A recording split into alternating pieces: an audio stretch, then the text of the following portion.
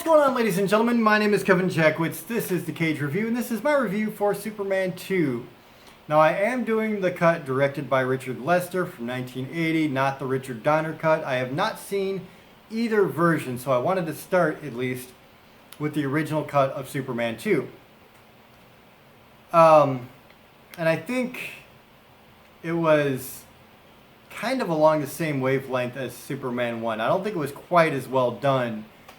But going back, I said that it's kind of hard for me to put myself way back in like 1978, 1980, and this big generational gap of not just the special effects that we have nowadays, and hopefully the better written storylines where they actually take things into account and think things through, where I don't know that they necessarily did that with these movies. And plus just some of the generational things with, like, you know, the way we perceived good and bad back then, and like there was this big line drawn between good guys and bad guys. And I said I do believe that Christopher Reeve was a great choice for the all-American boy, you know, the Boy Scout, the guy who's always constantly good. I thought that was really, really good. Having said that, there were big issues with this for me, so let's get into it. You have Christopher Reeve as Clark Kent, Kal-El, Superman, Margot Kidder as Lois Lane, Jackie Cooper as Perry White, Mark McClure as Jimmy Olsen, Gene Hackman as Lex Luthor, Terrence Stamp as General Zod, Sarah Douglas as Ursa, Jack O'Halloran as Non, Ned Beatty as Otis, Valerie Perrine as Miss Tessmacher. Oh boy.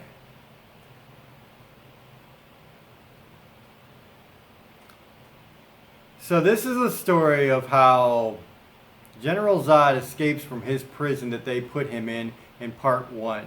And it was kind of designed by Gene Hackman. There was an explosion in space that kind of broke their prison up. And so they were close enough to Earth, just kind of floating around space, to happen to be there and go to Earth. And so they find out through Gene Hackman that the son of Jor-El is there. How does Gene Hackman know this? We don't really know, man.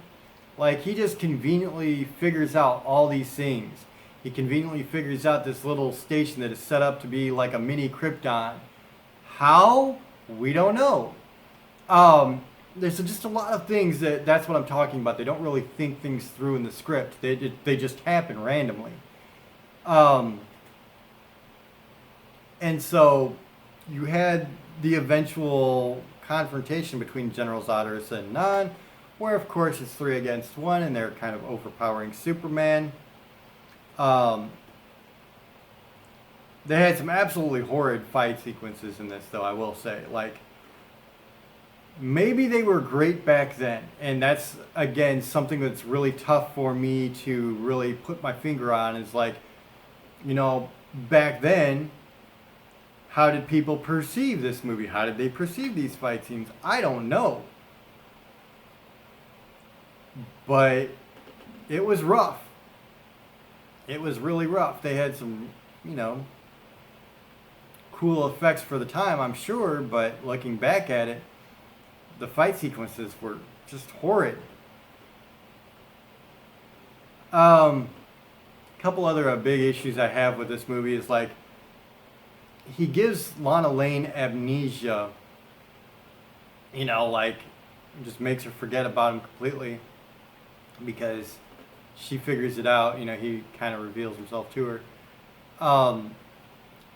And I'm just like, how does that work out? I don't know. When did he ever get that power? It doesn't make sense. And then displaying powers as Clark Kent and people not being able to pick up on it.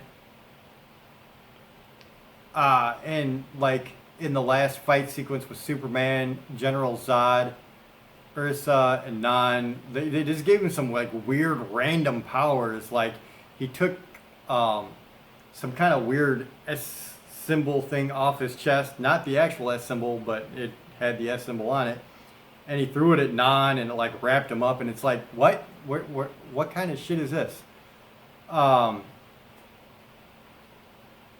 Being able to apparently teleport is a power of Superman, Zod, Ursa, and Non.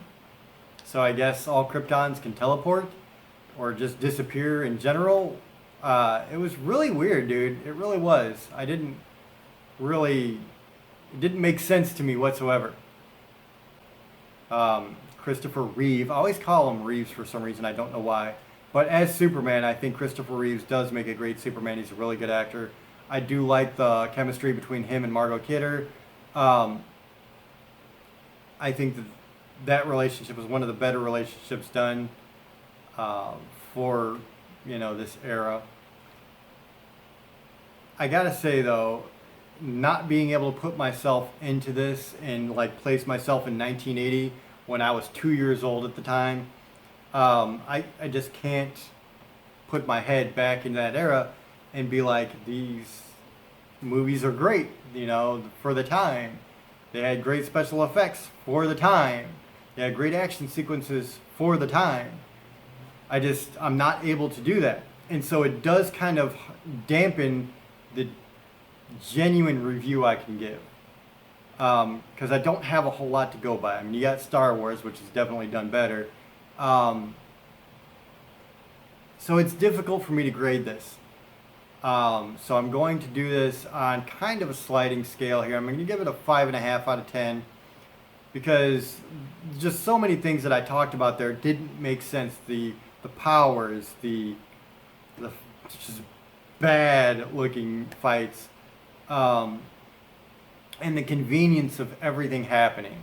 The convenience of just people knowing what does what. It just didn't work for me. And so that's kind of where I'm at with it. So let me know what you guys think in the comments below. If you enjoyed this, hit the like button, subscribe, and share. My name is Kevin Jackowitz, Kaged Nation, out.